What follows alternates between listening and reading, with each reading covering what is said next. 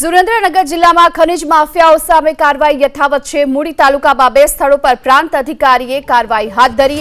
રાયસંગપર અને ભવાનીગઢ આ બંને જગ્યાઓ પર ચેકિંગ કરવામાં આવ્યું અને આ દરમિયાન ગેરકાયદે ખનન કરતા લોકો પાસેથી 2 કરોડથી વધુનો મુદ્દામાલ હાલ પ્રશાસને જપ્ત કર્યો છે।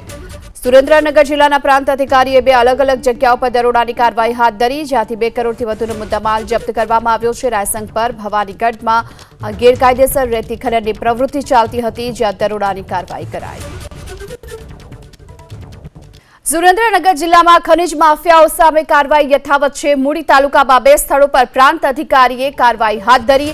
રાયસંગપર અને ભવાનીગઢ આ બંને જગ્યાઓ પર ચેકિંગ કરવામાં આવ્યું અને આ દરમિયાન ગેરકાયદે ખનન કરતા લોકો પાસેથી 2 કરોડથી વધુનો મુદ્દામાલ હાલ પ્રશાસને જપ્ત કર્યો છે। સુરેન્દ્રનગર જિલ્લાના પ્રાંત અધિકારીએ 2 અલગ-અલગ જગ્યાઓ પર દરોડાની કાર્યવાહી હાથ ધરી, જ્યાંથી 2 કરોડથી વધુનો મુદ્દામાલ જપ્ત કરવામાં આવ્યો છે। રાયસંગપર ભવાનીગઢમાં ગેરકાયદેસર રેતી ખનનની પ્રવૃત્તિ ચાલતી હતી, જ્યાં દરોડાની કાર્યવાહી કરાઈ।